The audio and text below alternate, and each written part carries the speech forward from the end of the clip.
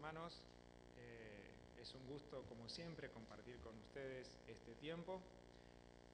No puedo dejar de maravillarme de este culto que siento mío, que Dios hizo para mí, pero no porque estoy predicando ahora, sino por todo lo que ha pasado. Y realmente me estaba pensando en todo lo que se decía y yo pensaba, qué pertinente que es esto a lo que yo estoy pensando, a lo que estoy sintiendo, a lo que estoy viviendo.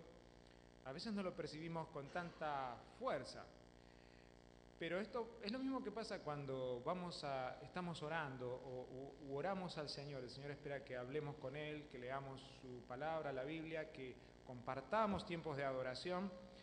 Y resulta que siempre nosotros somos los privilegiados, ¿no? Pensamos que le estamos dando algo a Dios con lo que hacemos, cuando oramos, cuando leemos la Biblia.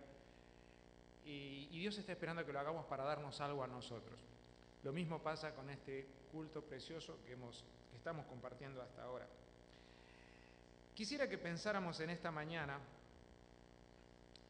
en el capítulo que está propuesto, el capítulo 23 de Hechos. Seguimos estudiando Hechos. Aquellos que han venido a la escuela dominical, seguramente toda la parte técnica y del contenido del mensaje del capítulo 23 la han podido disfrutar. Si usted no lo pudo hacer, o si vos no pudiste venir, pueden verlo después a través de internet, pero también siempre es bueno sentirnos más cuando estamos estudiando la Biblia a las 10, ¿no es cierto? En las dos clases que tenemos aquí. Pero yo quisiera que en esta mañana pensáramos en ciertas actitudes que Pablo, en la primera parte de este capítulo 23, en realidad comenzando del 22, versículo 30, que es donde comienza la historia, que Pablo va teniendo aquí y cómo nos puede ayudar a nosotros a pensar en nuestras propias actitudes ante nuestros problemas y ante nuestra vida. Y quiero aclarar de antemano que cuando leemos la historia de Pablo, de San Pablo, y lo que está haciendo en este momento, batallando, luchando y dando testimonio, a veces uno piensa, bueno, pero esto parece algo que es muy ajeno a lo que yo estoy viviendo. En realidad no es tan así, porque lo que el Señor espera de nosotros es que nuestra vida toda, en cada aspecto, sea un testimonio viviente de lo que Él ha hecho en nuestras vidas ante los demás. Así que lo que nosotros estamos viviendo, que por ahí nos parece una pequeñez al lado de estas grandes historias y decimos, no, lo mío está muy lejos de lo que le está pasando a Pablo, en realidad no es tan así. Lo que nosotros estamos viviendo también es ocasión de dar gloria y de dar honra a Dios en medio de las cosas buenas, de las cosas no tan buenas en las que Dios quiere mostrarse. Dice así Hechos capítulo 22, versículo 30 hasta 23, versículo 11. Al día siguiente, queriendo saber de cierto la causa por la cual le acusaban los judíos, le soltó de las cadenas. Esto es el responsable, el procurador, en realidad el tribuno responsable allí de la seguridad que tenía a Pablo prisionero. Y mandó venir a los principales sacerdotes y a todo el concilio, y sacando a Pablo, lo presentó ante ellos. Entonces Pablo, mirando fijamente al concilio, dijo: varones hermanos, yo con toda buena conciencia he vivido delante de Dios hasta el día de hoy. El sumo sacerdote Ananías ordenó entonces a los que estaban junto a él que le golpeasen en la boca. Entonces Pablo le dijo: Dios te golpeará a ti, pared blanqueada. ¿Estás tú sentado para juzgarme conforme a la ley y quebrantando la ley me mandas golpear? Los que estaban presentes dijeron: al sumo sacerdote de Dios injurias. Pablo dijo: no sabía, hermanos, que era el sumo sacerdote, pues escrito está: no maldecirás a un príncipe de tu pueblo. Entonces Pablo, notando que una parte era de saduceos y otra de fariseos, alzó la voz en el concilio: varones hermanos, yo soy fariseo, hijo de fariseo. Acerca de la esperanza y de la resurrección de los muertos se me juzga. Cuando dijo esto, se produjo disensión entre los fariseos y los saduceos, y la asamblea se dividió, porque los saduceos dicen que no hay resurrección, ni ángel ni espíritu, pero los fariseos afirman estas cosas. Y hubo un gran vocerío, y levantándose los escribas de la parte de los fariseos, contendían diciendo: ningún mal hallamos en este hombre, que si un espíritu le ha hablado o un ángel, no resistamos a Dios. Y habiendo grande disensión, el tribuno, teniendo temor de que Pablo fuese despedazado por ellos, mandó que bajase soldados y le arrebatasen del medio de ellos y le llevasen a la fortaleza. A la noche siguiente se le presentó el Señor y le dijo: ten ánimo, Pablo, pues como has testificado de mí en Jerusalén, así es necesario que testifiques también en Roma. Que Dios bendiga su palabra. Estoy sintiendo un pequeño acople, no sé si es del retorno o se está escuchando del otro lado, si tengo que acercarme más al micrófono para evitarlo. Bien.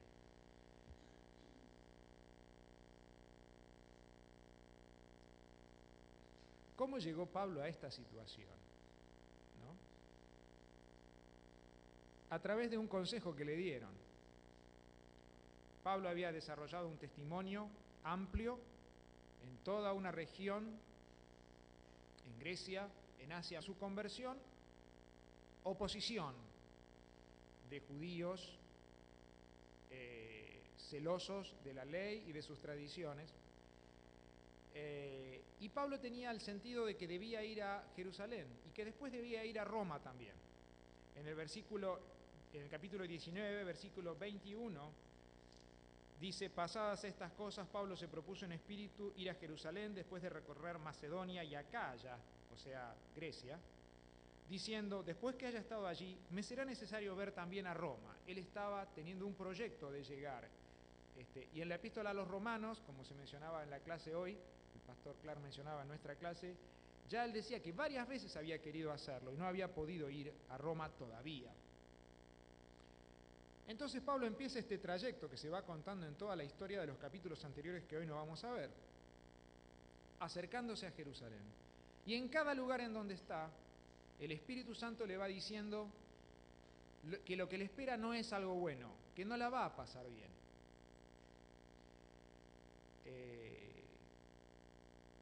Y yo me preguntaba, ¿cuál sería mi reacción si yo supiera que el Espíritu me dice: no, no vayas por allí?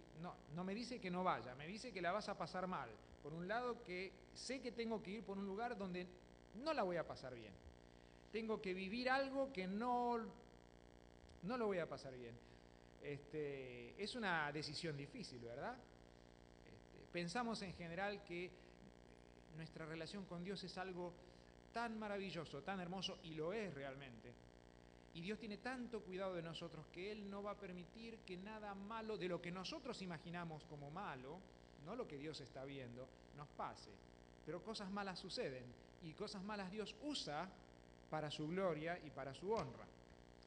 Y Pablo dice: por favor, a lo largo de los capítulos anteriores, cuando la gente le dice no vayas, o le dicen no, por favor, no me retengan, porque yo sé que debo hacer esto y lo tengo que hacer. Y llega Pablo a este punto en donde estamos ahora,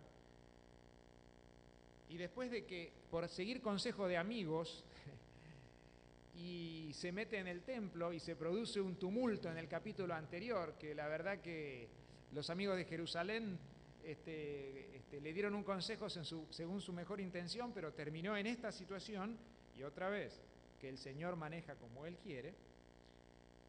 Pablo es arrestado, lo van a flagelar, se salva, esto es todo el capítulo anterior, ¿no? Invocando ser ciudadano romano, y finalmente el tribuno lo lleva a este momento. Y aquí hay 3 momentos en que Pablo dice algo que me hacen pensar en actitudes de Pablo frente a situaciones concretas como a nosotros nos pasa. La primera cosa es, él empieza su defensa diciendo lo que uno diría, ¿no? Miren, yo hasta ahora con buena conciencia he vivido delante de Dios hasta hoy, hasta el día de hoy. No he hecho nada malo. He tratado de ser un buen judío. No hay nada de lo cual me puedan acusar, no hay nada malo que yo haya hecho. ¿Y qué es lo que le pasa entonces? Le pegan, le dan una cachetada, ¿no es cierto? Se ha dicho que hay un paralelismo interesante entre la experiencia de Pablo en Lucas, en Hechos, y la de Jesús, que también lo golpean, ¿no es cierto? ¿Se acuerdan? Adivina quién te pegó. La diferencia es que Pablo reacciona y Jesús no dice nada. Pero Yo no sé si a ustedes les pasó alguna vez querer hacer las cosas bien y que por hacer las cosas bien, con toda la buena intención, les dan una trompada de aquellas. No, físicamente no, pero hay muchas trompadas, ¿no es cierto? Un tortazo espiritual o tratando de ayudar a alguien que la persona no lo comprenda, no lo entienda. Y uno estaba tratando de hacer algo que creía que estaba bien delante de Dios, y quizás era lo que estaba bien delante de Dios. Y era lo que Dios esperaba que hiciéramos, además. Y sin embargo, viene un golpe, viene una incomprensión, viene algo. En este caso, el que mandó que lo golpearan era el sumo sacerdote, un personaje bastante nefasto para su época, considerado indigno de esa posición por los historiadores, de quien Pablo aparentemente no sabe que era el sumo sacerdote y por eso su reacción. Pero lo que señalo es, a veces vamos a hacer las cosas bien, a veces vamos a hacer las cosas como Dios quiere, y aún en esas circunstancias nos vamos a quedar desorientados muchas veces por los resultados y vamos a pensar, ¿por qué? ¿Qué pasó? ¿Qué hice yo? Traté de hacerlo mejor, traté de hacer lo que me parecía justo, traté de lo que me parecía correcto, lo que daba honra a Dios, tenía cuidado de otras personas aún, y sin embargo no me entendieron, o me maltrataron, o me golpearon, o me lastimaron, física o emocionalmente. Ocurre esto y Pablo reacciona, y reacciona con ira. Dios te golpeará a ti, pared blanqueada. ¿Estás tú sentado para juzgarme conforme a la ley y quebrantando la ley me mandas golpear? Por supuesto, esto de golpearlo era una cosa injusta, completamente, inexplicable.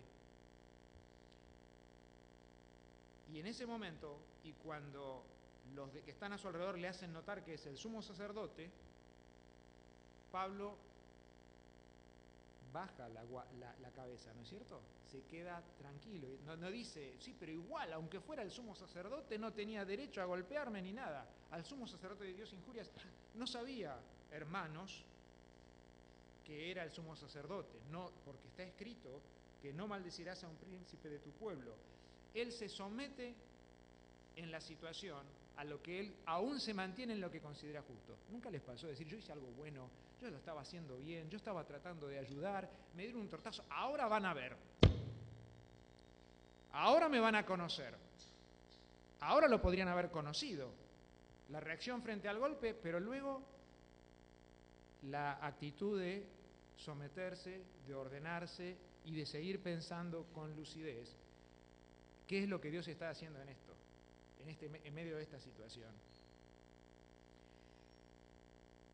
La tercera vez que Pablo habla me hace pensar en aquel pasaje en donde el Señor dice que debemos ser sencillos como palomas y astutos como serpientes. En Mateo 10:16 dice el Señor esto, ¿no? Aquellos que están enviados, todos nosotros estamos enviados. A veces los creyentes solemos ser sencillos como palomas, muchas veces. No somos tan astutos. Yo por lo menos no soy muy astuto, soy bastante ingenuo muchas veces. Caemos en un límite de ingenuidad por ser buenazos, ¿no? Y a veces la cosa no es tan así.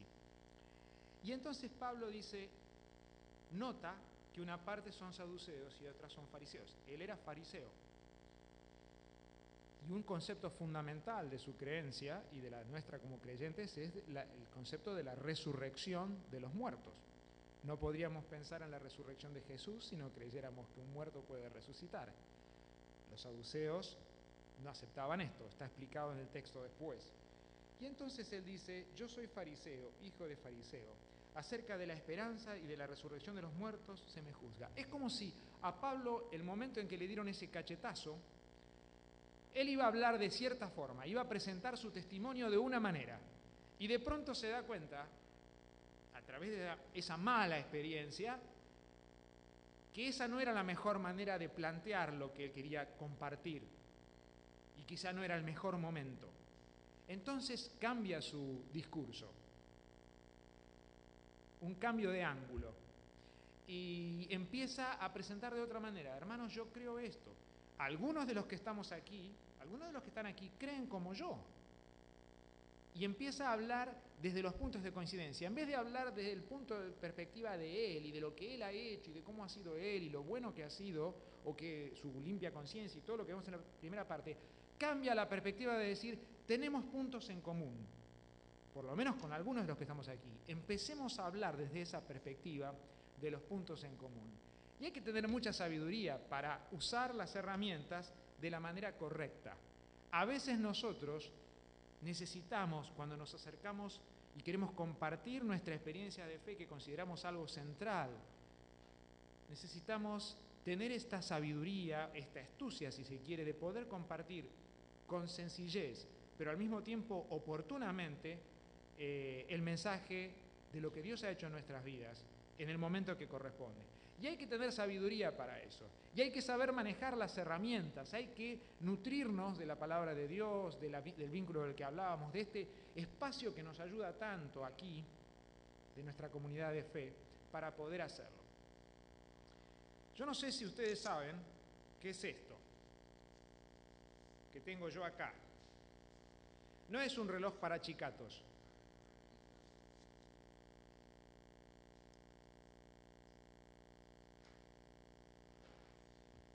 Como decía un famoso en su momento,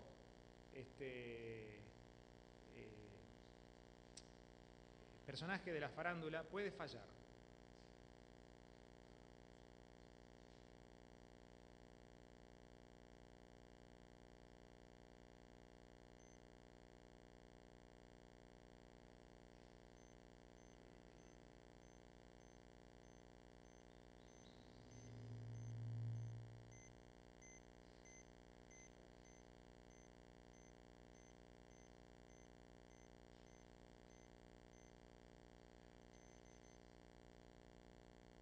Tiró un mensaje de error.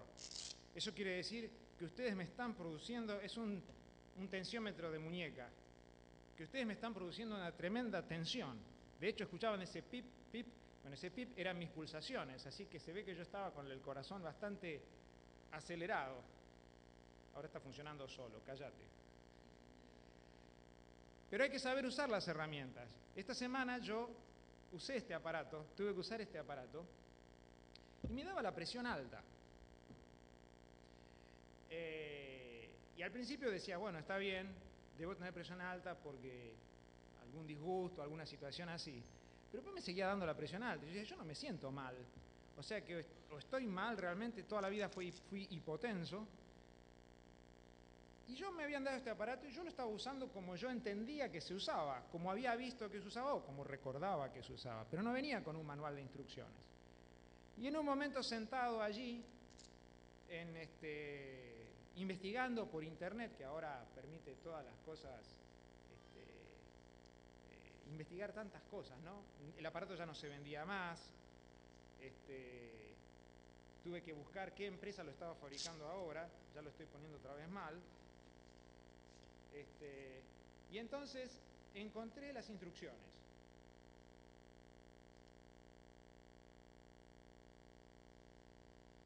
Puede fallar.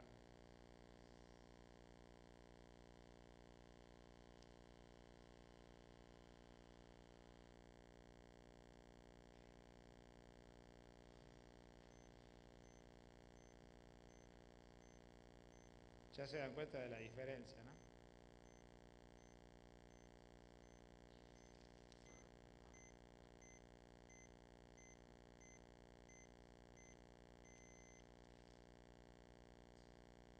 Igual les digo que ustedes me hacen poner nervioso lo mismo, Ahora no me dio error, pero tengo la presión un poquito alta. Pero eso es porque estoy aquí parado predicando y porque me pone nervioso pensar que puede fallar. Eso es la otra cosa, ¿no?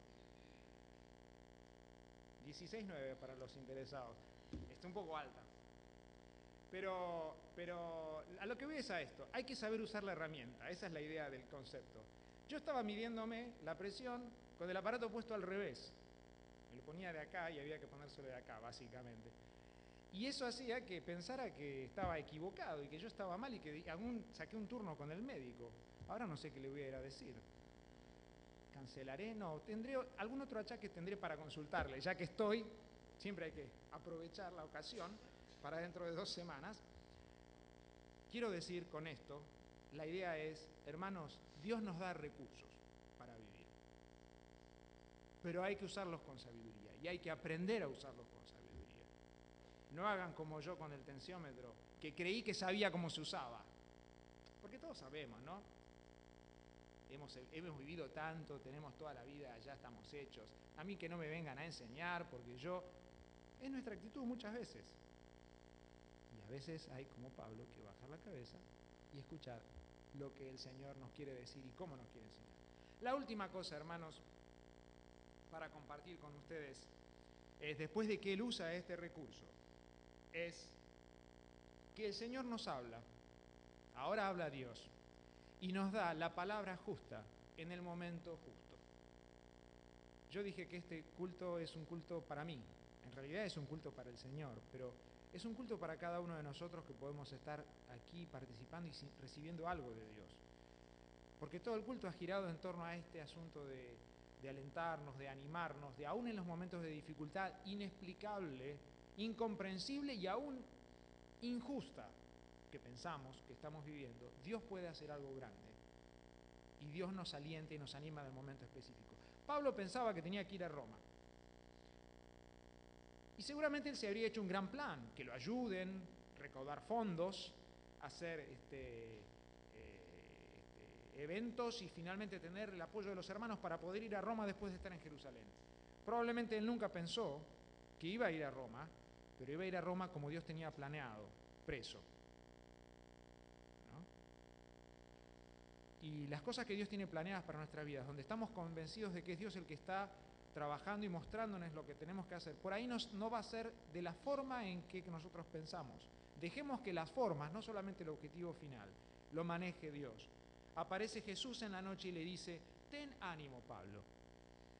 El pastor Clark decía en la clase hoy, ten ánimo. ¿Por qué le diría Jesús a Pablo que tuviera ánimo? Quizá porque no lo tenía, ¿verdad?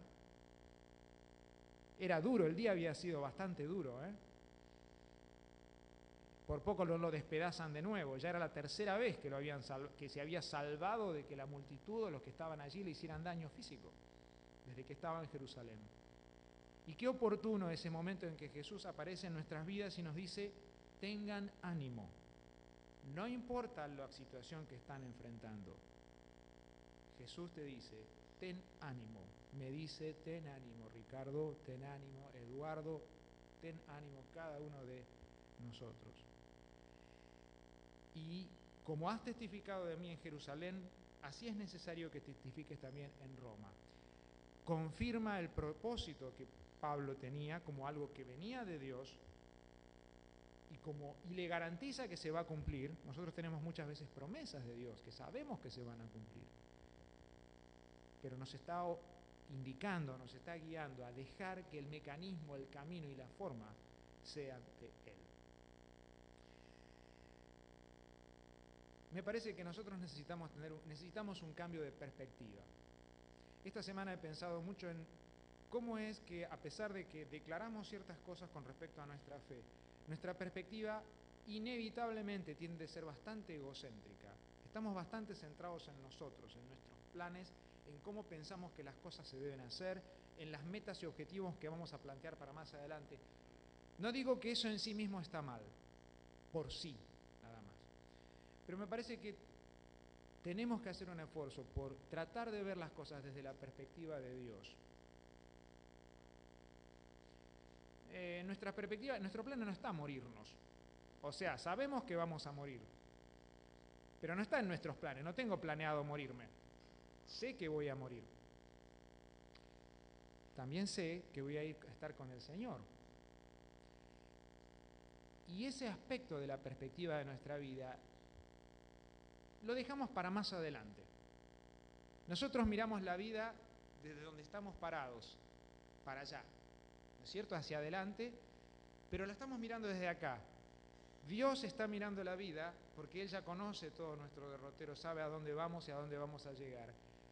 Y nosotros dejamos, aunque nos parece algo maravilloso pensar en encontrarnos con el Señor, no lo consideramos parte de nuestro proyecto. Pablo tenía algo de esto. Él decía, me gustaría estar con Cristo, lo cual es muchísimo mejor, pero confiado en esto sé que quedaré, con ustedes me necesitan, sé que quedaré. Nosotros decimos, me gustaría estar con Cristo, lo cual es muchísimo mejor. Sí, es verdad, pero mientras tanto sigo pensando en cómo vivimos hoy acá, ¿no es cierto? Y entonces las pequeñeces de la vida, que a la luz del Señor son pequeñeces, a nosotros nos parecen cosas grandes. Necesitamos tener otra perspectiva, la perspectiva del Señor en nuestras vidas. Necesitamos percibir que más allá de las cosas que estamos viviendo cotidianamente, hay una paz de Dios que sobrepasa todo entendimiento cuando la podemos asequir, cuando la podemos tomar, y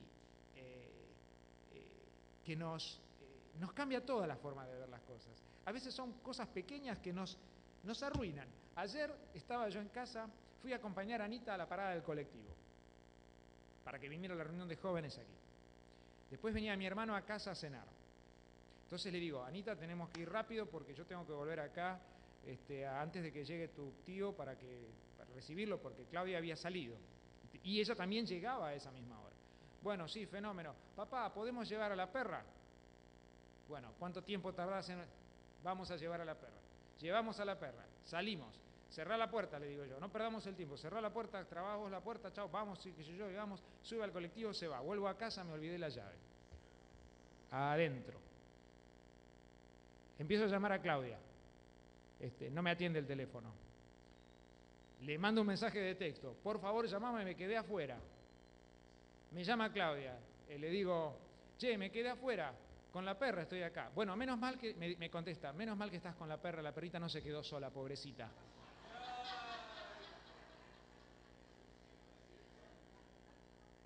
Estaba yo ahí en la esquina de mi casa, pensando en el sentido de la vida, en las metas y en los objetivos y en los propósitos, y diciendo, ¿por qué me pasa esto acá? Claro, yo ahora lo cuento y me río. Ayer no me reía nada, Apareció mi hermano, lo empiezo a llamar a mi hermano, no vengas todavía porque no puedo recibirte. Mi hermano ya había salido de su casa, aparece ahí, estamos los dos parados, pensando en el sentido de la vida, en la puerta de mi casa, hasta que finalmente, después de 15 minutos habremos estado, llegó Claudia y bueno, todo siguió como estaba planeado, 15 minutos más tarde, pero en el momento, yo ahora lo cuento y me río, o quizá no tanto, si lo sigo pensando. Pero creo que me entienden lo que quiero decir. Es de cosas pequeñas hacemos grandes males. Esas son cosas pequeñas. Y aún de cosas que no son tan pequeñas, también hacemos grandes males.